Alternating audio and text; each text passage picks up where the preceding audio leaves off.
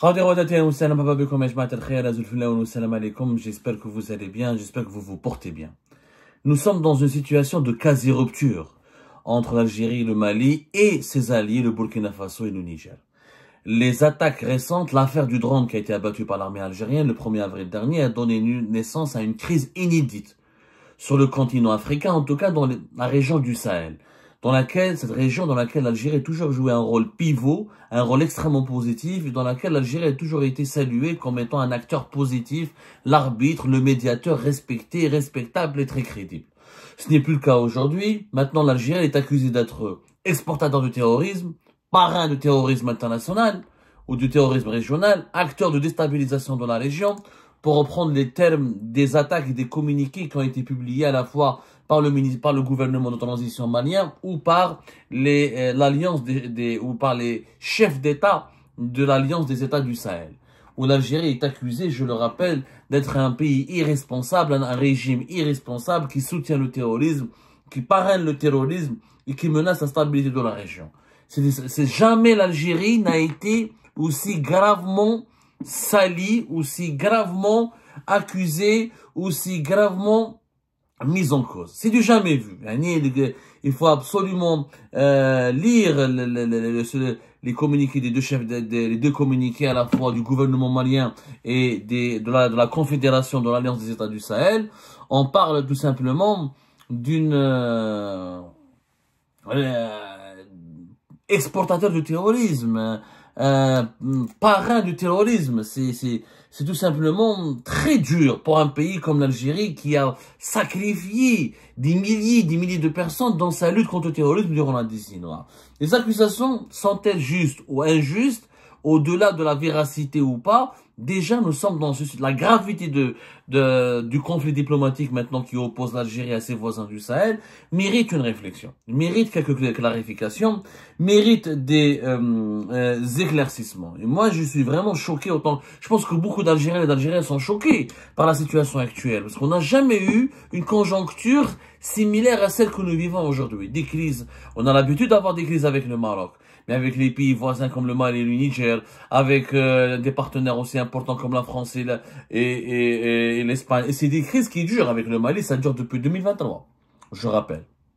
Avec le Niger, ça dure aussi depuis pratiquement 2023. Et maintenant, c'est l'Alliance des États du Sahel. Maintenant, c'est le Burkina Faso, le Mali et le Niger. Avec la France, ça a duré 8 mois. Avec l'Espagne, ça a duré 2 ans. Mais concentrons-nous sur le problème des États du Sahel, qui étaient des pays voisins, des pays importants historiquement. Ils sont devenus d'ailleurs, il faut savoir qu'historiquement ces pays étaient indépendants avant l'Algérie. Le Mali a été indépendant depuis 1960. Le Niger est indépendant depuis 1958. Le Burkina Faso est indépendant ensuite depuis 1958. Des indépendances relatives puisqu'ils ont été souvent inféodés à la France-Afrique, il y a eu beaucoup de coups d'État, ils ont des histoires complètement troublantes, très turbulentes, il y a eu des turbulences politiques tout au long de l'histoire de ces deux pays, mais notamment le Niger et le Mali, avec lesquels nous partageons plus de 2200 km, 1400 km avec le Mali, presque 1000 km avec le Niger.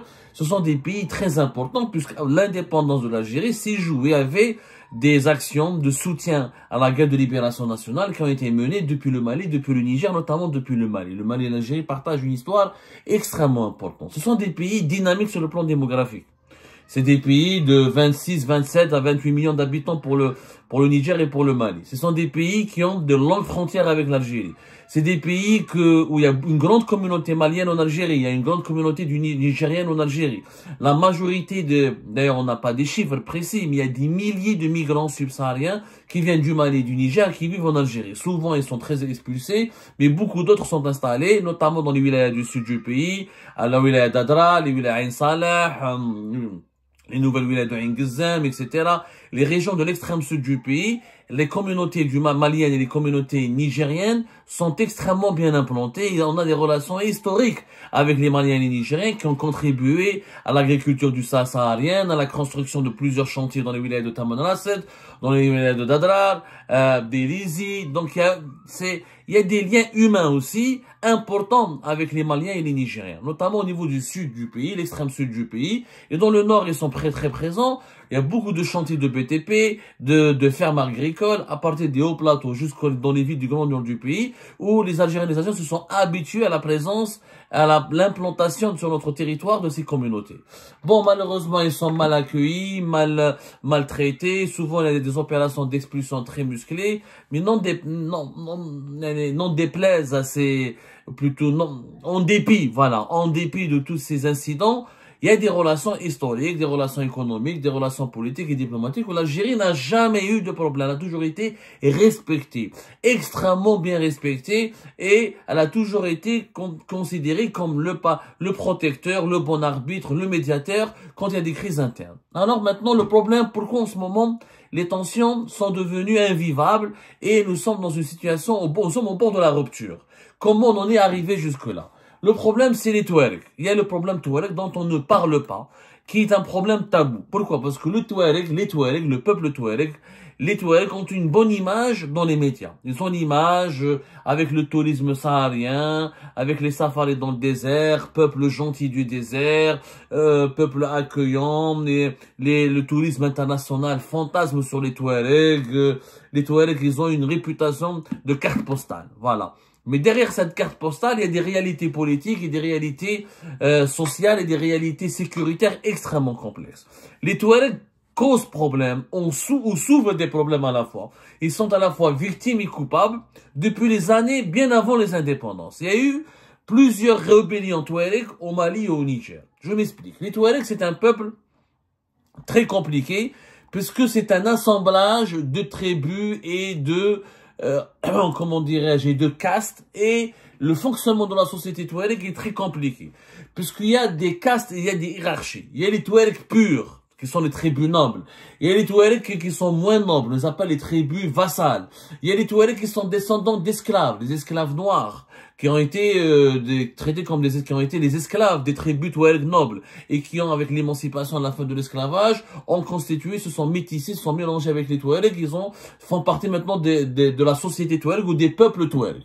Donc on parle des Touaregs au pluriel. Pourquoi on parle des Touaregs au pluriel? Parce qu'il y a plusieurs types de Touaregs, il y a plusieurs tribus de Touaregs. Il y a ensuite les Touaregs qui sont issus de métissage avec d'autres populations africaines, comme les Songhai, comme les Peuls, comme les Haoussa. Il y a d'ailleurs les tribus Touaregs, par exemple, vous avez des esclaves, des descendants d'esclaves de Haoussa, des descendants d'esclaves de Songhai, parce que les tribus Touaregs pratiquaient beaucoup l'esclavage et revendaient des esclaves qui venaient de l'Afrique noire, de l'Afrique subsaharienne. Donc, c'est un peuple berbère qui est c'est un peuple, des populations berbères, mais à la fois très mélangées. Ils ont une histoire commune et douloureuse avec les subsahariens et l'Afrique noire. Et dans dans l'esprit de beaucoup de Maliens, de Nigériens, de Burkinabés, il y a toujours dans la mémoire collective de ces sociétés, chez les Peuls, chez les Bambara, chez les Haoussa, l'image du Tergui, des Touaregs esclavagistes. Et les rapports n'ont jamais été pacifiques. Les rapports n'ont jamais été pacifiques. En plus, les Touaregs se sont mélangés avec les Arabes. Il y a des Arabes maintenant qui habitent le Sahel. Il y a des tribus arabes. Il n'y a pas que des tribus Touaregs. Donc, il y a plusieurs castes. Il y a plusieurs types. Il y a des Touaregs qui ont la peau claire. Il y a des Touaregs qui ont la peau noire. Et il y en a qui sont métis.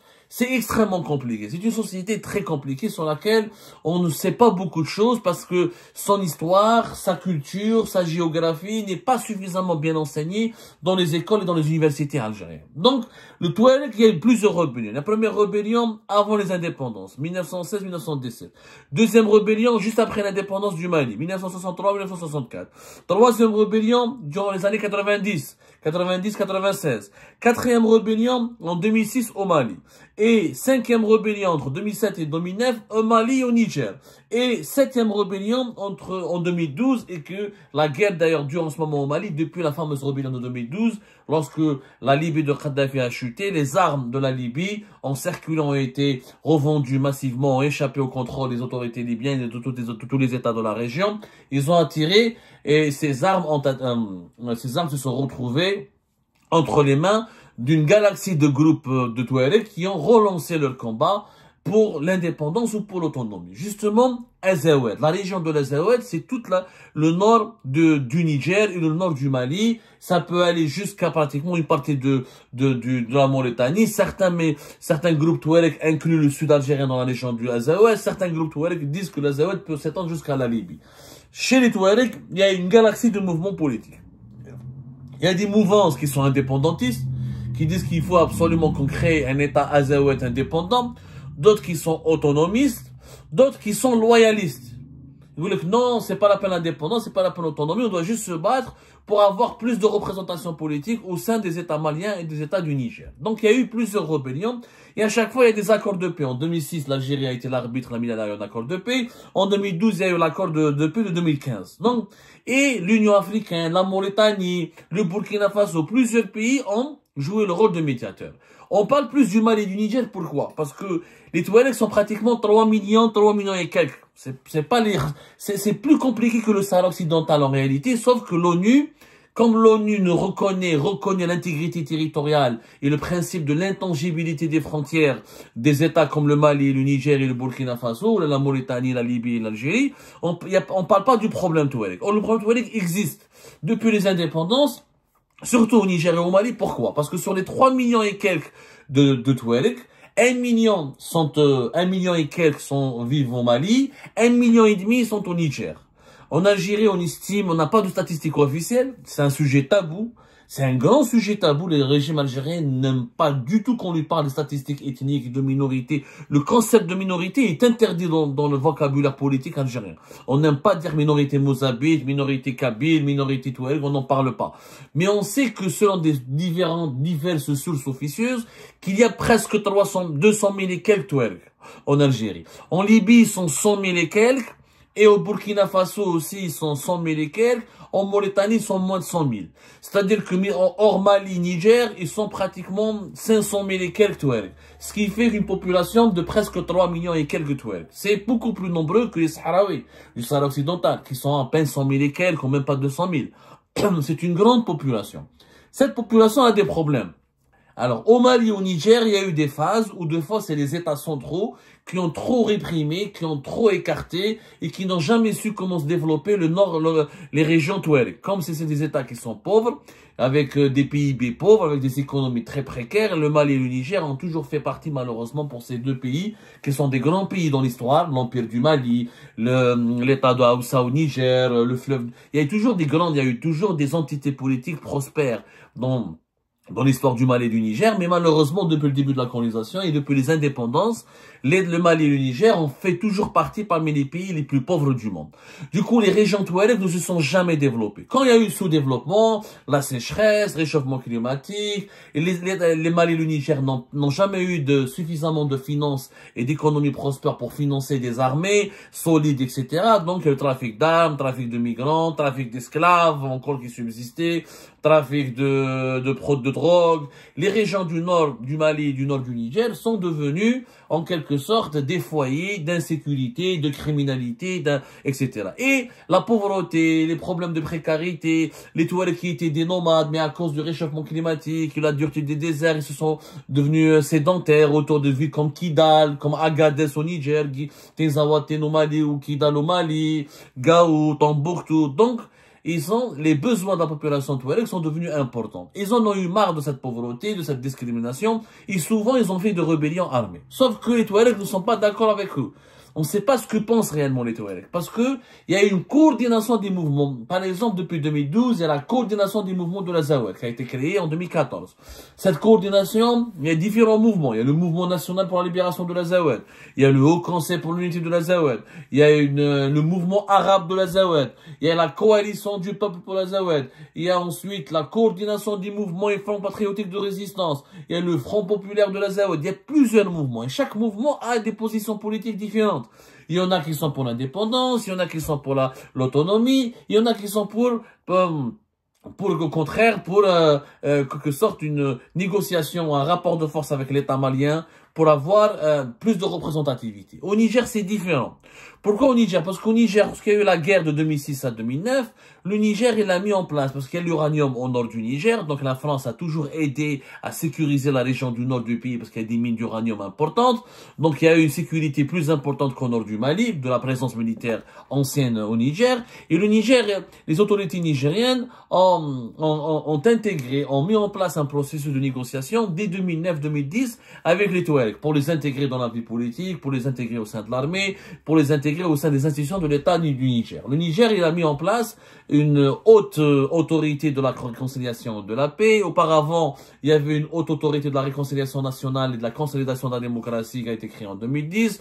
Auparavant, il y avait le Haut Commissariat à la réconciliation, à la restauration de la paix qui a été créé en 1994. Il y a eu des instances de dialogue avec les dignitaires Touaregs, ce qui fait que les Touaregs au Niger se sentaient moins discriminés, moins réprimés, moins persécutés. Au Mali, non. Le dialogue avec les autorités centrales maliennes n'avait pas abouti et les grandes villes du Mali de Kidal, de Tinzaouaté, de Gao, de Tombouctou continuent à souffrir de plusieurs problèmes politiques et de plusieurs problèmes socio-économiques. Du coup, la rébellion armée au Mali, elle est plus puissante qu'au Niger. Et malheureusement, au Mali, il y avait les groupes depuis 2012. En plus des rébellions touaregs, il y a des touaregs qui se sont islamisés. Il y a des groupes armés terroristes, Ansar ad-Din, le Moujaou, ensuite Al-Qaïda, elle a développé une antenne locale, l'État islamique Daesh. Ensuite, ils ont commencé à s'étendre jusqu'au Niger et jusqu'au Burkina Faso. C'est pour ça qu'à partir de 2020, il y a eu des coups d'État entre 2020 et 2023. Jusqu'à pratiquement, le dernier coup d'État, il était au Niger. Il y a eu des coups d'État successifs. Pour les militaires de ces trois pays, ils en ont eu marre. Ils en ont eu marre. De 2020 à 2023, plusieurs coups d'État. Le dernier était au Niger le 26 juillet 2023. Les militaires de ces trois pays ont repris le pouvoir. Ils ont décidé d'instaurer des gouvernements de transition, mais sous la coupe des militaires. Pourquoi? Parce que jusqu'au début des années 2020, à la fin de l'année 2019, les groupes armés terroristes sont devenus trop puissants, bien armés, bien financés, plus les rebelles touaregs qui ont commencé à s'armer ici. Il y avait des alliances entre certaines tribus touaregs avec certains groupes terroristes. Et l'existence du Mali, du Niger et du Burkina Faso était tout simplement menacée. La France, l'armée française n'était pas clairement inefficace. La présence militaire française n'a pas apporté ses fruits. Les militaires de ces trois pays, ils en ont eu marre. Ils ont fait des coups d'État et se sont tournés vers la Russie. Ils ont conclu en 2022, en 2021, en 2023, des accords militaires avec la Russie. La Russie est devenue, elle a remplacé, la France a été éjectée par les nouveaux dirigeants du Mali, du Niger et de Burkina Faso. Ces trois pays ont décidé de créer une confédération commune. Au départ, ça s'appelait l'Alliance des États du Sahel. L'Alliance des États du Sahel, c'était une juste alliance, ça a été créé en septembre 2023. Ensuite, ils ont quitté la CEDEAO, qui est l'organisation régionale auquel appartenaient le Mali, le Niger et le Burkina Faso pendant de longues décennies. Ils ont décidé de la quitter exactement à partir de 2024, voire début de l'année 2025, le divorce est complètement consommé. Et en juillet 2024, c'est devenu une confédération. Ces trois pays ont décidé de s'unir. Et l'idée leur a été insufflée quelque part par les Russes. Les Russes ont fait un travail de lobbying important pour regrouper tous les militaires putschistes de ces trois pays en une seule organisation politique qui s'appelle l'Alliance des États du Sahel. D'ailleurs, au moment où il y a eu une crise diplomatique et politique extrêmement grave entre l'Algérie et l'Alliance des États du Sahel, il y a eu un sommet entre le 3 et le 4 avril dernier, un sommet Russie-Alliance des États du Sahel, où les ministres des Affaires étrangères des trois pays, le Mali, le Niger et le Burkina Faso, étaient à Moscou en présence de Sergei Lavrov. Et Sergei Lavrov, il a annoncé une intensification de la coopération militaire avec le Mali, le Niger et le Burkina Faso. Ils ont dit qu'il y aura plus d'armement, plus de présence de paramilitaires, d'instructions militaires, d'instructeurs militaires. Clairement, la Russie est devenue la puissance numéro 1 dans le Sahel. Et les militaires maliens, nigériens, burkinabés on se sont sentis renforcés par la présence, par le soutien militaire russe. Ils ont conclu des accords pour payer la Russie à travers l'exploitation de certaines de leurs mines. Et légitimement, de façon tout à fait légitime, ils n'avaient pas le choix. Ce sont des pays pauvres, ils n'ont pas les moyens. La présence française n'a pas apporté de solution. Les États-Unis, ils aidaient, mais de loin, ils s'impliquaient pas énormément à travers l'Afrique, à travers l'Africom, etc. Et des organes à travers l'Africom, le commandement des États-Unis pour l'Afrique, ça n'a pas marché. Les militaires qui ont pris le pouvoir de 2020-2023, ils ont décidé de faire de l'alliance avec la Russie le cheval de bataille pour un projet, un objectif ultime. Les militaires au pouvoir, au Mali, au Niger, au Burkina Faso, ils ont compris qu'ils ne pourraient pas développer leur pays, ni le sécuriser, tant qu'ils ne contrôlent pas l'ensemble de leur territoire national. Et c'est ça le point de divergence entre ces pays et l'Algérie. L'Algérie considère les groupes armés Touareg comme des interlocuteurs politiques légitimes. Elle ne les considère pas comme des terroristes. Les Maliens, les Nigériens, les nouveaux dirigeants maliens, nigériens et burkinabés ne reconnaissent plus la légitimité politique de ces groupes armés. Pour eux, à partir du moment où ils ont des armes, où ils ont voulu occuper des villes entières, il faut savoir que de 2012 jusqu'à 2023, une ville comme Kidal au nord du Mali échappait au contrôle de l'État malien. Elle était contrôlée que par les groupes armés Touareg. Il fallait attendre 2023, vers la fin, vers la septembre 2023 à peu près, etc., où les Maliens ont repris le contrôle de Kidal. L'armée, c'est en octobre 2023. Ils ont repris, en novembre 2023, ils ont repris le contrôle de Kidal, après plus de 11 ans d'absence. La ville de Tinzaouaten, là où il y a les combats autour, elle est entièrement contrôlée par une coordination des mouvements armés Touareg, que l'Algérie reconnaît, et l'Algérie veut appliquer les accords politiques d'Alger de 2015. Sauf que les accords de 2015, ils ont été négociés par l'année lorsque le Mali était faible, lorsqu'il n'y avait pas la Russie qui le soutenait militairement. Et quand les militaires n'étaient pas au pouvoir. Les militaires maliens ne veulent pas négocier. Ils ont un principe, on négocie pas avec des groupes armés qui imposent, qui veulent nous imposer, qui veulent obtenir des concessions par les armes. Pour les militaires maliens, comme pour les militaires nigériens et burkinabés, il faut neutraliser tous les groupes armés et reprendre le contrôle. Il n'y a que l'État qui doit avoir des armes et qui doit avoir la légitimité de porter des armes et qui doit contrôler le pays. C'est légitime de leur part. C'est légitime de leur part. C'est que l'Algérie, son problème, c'est quoi? C'est qu'aujourd'hui, l'Algérie classe le MAC, par exemple, le mouvement pour l'autodétermination de la Kabylie, comme étant une organisation terroriste depuis mai 2021, alors que le MAC n'a pas d'armée, n'a pas de milice, n'a pas de soldats, et elle accepte. Et pour elle, les Touaregs armés, c'est pas des terroristes. Bon, c'est vrai que les Touaregs, ils ont des problèmes de droit. Ils sont discriminés. Des fois, ils sont victimes. Mais aussi, ils ont des responsabilités. Il y a des massacres qui ont été commis par les Touaregs. Il y a des tueries il y a des attaques contre des militaires maliens, ils ont été commis par des Touaregs. Les Touaregs ne sont pas tout miel, tout sucre. Parce que pour l'Algérie, elle a toujours été du côté des Touaregs. Pourquoi? Parce que l'Algérie veut que la rébellion Touareg ne déborde pas sur son territoire. Le régime algérien, il est un peu égoïste dans cette histoire. Il est quelquefois, égoïste. Il a peur pour l'intégrité territoriale, la sécurité nationale. Ça, c'est légitime. Mais quelquefois, il y a un excès d'égoïsme. L'Algérie, elle a peur que des Touaregs algériens commencent à avoir des idées séparatistes et commencent à vouloir prendre les armes pour rejoindre leurs frères et leurs sœurs dans les mouvements séparatistes au nord du Mali. Donc, le régime algérien veut quoi? Il dit quoi? Il dit que je préfère que la guerre soit au nord du Mali qu'au sud de l'Algérie. C'est égoïste, c'est compréhensible, mais à un moment donné, on ne peut pas se contenter, on ne peut pas obliger un pays voisin à abriter ou à concentrer tous les foyers de tension sur son territoire, juste pour protéger notre territoire. L'Algérie, sa grande crainte, c'est que la contagion séparatiste touareg déborde sur son territoire et va contaminer jusqu'aux populations touareg.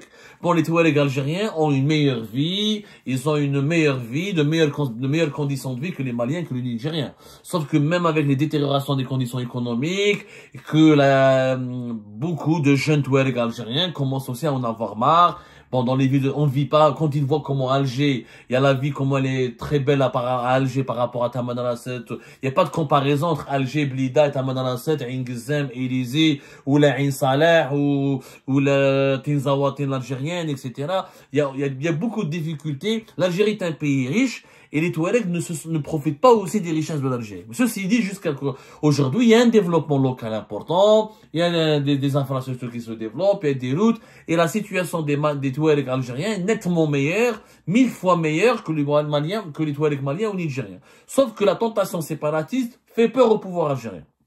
Et pour contrôler cette tentation séparatiste, le pouvoir algérien parle avec les groupes armés au nord du Mali. Il leur tend une oreille. Il reconnaît leur légitimité. La preuve, fin février 2023, Abdelmajid Tebboune, il a accueilli au palais présidentiel d'Al-Mouradia une dizaine de représentants de ces groupes armés qui sont regroupés autour d'une coalition. Et lui, l'Algérie, veut imposer aux militaires maliens de renégocier les accords d'Alger 2015, de les appliquer, d'accepter de parler directement avec des Touaregs armés. Sauf que les militaires maliens ne veulent plus de cela. Même au Niger, même au Burkina Faso. Ils veulent que tous les groupes armés rendent leurs armes, se rendent, et la politique ne se fait pas avec des armes. Et c'est légitime. L'Algérie, par exemple, on a connu une guerre civile durant la décennie noire. Il aura fallu imposer à la fin des années, de 99 jusqu'à 2006, les groupes armés islamistes ont été obligés de se rendre, d'accepter une reddition, ensuite de faire des négociations pour la réconciliation. Donc, mais est-ce que nous, en Algérie, on aurait pu faire une réconciliation si les groupes armés islamistes n'avaient pas été battus militairement, ils n'avaient pas été contraints de se rendre et de rendre les armes? C'est la même chose au Mali. Les militaires maliens veulent que les séparatistes touaregs renoncent à leur projet de séparatistes et rendent les armes et entrent dans un processus de réconciliation politique. Les Touaregs, non. Les Touaregs, nous, on n'accepte pas, on fait pas confiance à ces militaires, ils ont fait un putsch, ils veulent nous massacrer, ils vont toucher à notre population. Il y a une crise de confiance. Cette confiance n'est pas renforcée par l'implication de l'Algérie, qui n'arrive pas à convaincre les Touaregs de renoncer à leur lutte armée. Donc, l'armée malienne ne fait pas confiance aussi, et les combats se poursuivent. Le Mali, le gouvernement de transition actuel, il veut reprendre le contrôle de tout son territoire. C'est légitime. Quel est le pays qui voudrait ne pas contrôler totalement son territoire? Quel pays à travers le monde accepterait que des groupes armés contrôlent des régions entières de son territoire? C'est pas possible. À un moment donné, la politique, c'est une chose. La politique, c'est dans un cadre réglementé, c'est des partis politiques, c'est des assemblées, c'est des activités, c'est du meeting, c'est des manifestations pacifiques. Mais pas avec des armes. Donc l'Algérie n'arrive pas à trouver des solutions. Elle est dépassée par les événements. L'implication de la Russie, elle a changé la donne. Les militaires maliens, nigériens et burkinabés se sentent forts grâce au soutien de la Russie. Et l'Algérie ne veut pas, elle a peur que les Touaregs maliens essuient des défaites au Niger et au Mali et qui perdent beaucoup d'hommes et vont avoir il y aura beaucoup de réfugiés parce qu'il y a 1 million. Et vous imaginez s'il y a des centaines de milliers de Touaregs qui quittent le Mali et le Niger pour aller vivre en Algérie. Ça va créer des problèmes, des désordres sociaux, un problème d'insécurité et peut-être que les groupes séparatistes de Touaregs vont essayer de faire sur le territoire malien, sur le territoire algérien, ce qu'ils ont échoué à concrétiser sur le territoire malien ou sur le territoire nigérien. Donc pour l'Algérie, elle est dans une situation extrêmement complexe. Qu'est-ce qu'elle veut? Elle veut que les Touaregs maliens et nigériens restent chez eux, qu'ils soient acceptés par les autorités maliennes et qu'ils soient considérés, intégrés dans un processus de réconciliation politique. Sauf que les Touaregs ne veulent pas renoncer à leurs armes. Ils veulent garder leurs armes, ils veulent contrôler des villes entières. C'est pas possible. Donc la question, et c'est ça le défi de l'Algérie. Est-ce qu'on peut continuer à se brouiller ou à se bagarrer avec le Mali et le Niger pour les beaux-yeux des Touaregs? Est-ce qu'on ne doit pas, nous aussi, du côté algérien, imposer aux Touaregs un désarmement? Il faut désarmer les milices Touaregs. Les États, il n'y a pas de place pour un État indépendant au nord du Mali, ni pour au nord du Niger. C'est interdit, c'est pas possible. Déjà, des vieux pays, des vieux États comme le Mali et le Niger n'arrivent pas à survivre. On ne peut pas accepter la division du territoire de nos pays voisins, comme on n'accepte pas, nous, la division de notre propre territoire. La solution, c'est de trouver un accord et des mécanismes pour pousser les Touaregs à se désarmer et pour imposer des accords de paix à l'armée malienne et nigérienne et le respect des droits de l'homme, le respect des minorités et trouver un processus de dialogue. Mais là, malheureusement, l'Algérie n'a plus les outils, n'a plus la main sur le dossier du Sahel. Elle est extrêmement mise en difficulté. Les militaires maliens et le Burkina Faso et les dirigeants du Burkina Faso et du Niger ne font plus confiance en Algérie parce qu'elle est assimilée aujourd'hui comme un partenaire privilégié, comme un soutien des groupes armés Touareg. Il n'y a plus de confiance. Maintenant, il faut vraiment toutes les cartes sont à réutiliser. Il faut revoir notre copie dans la région. Il faut comprendre les besoins légitimes des dirigeants de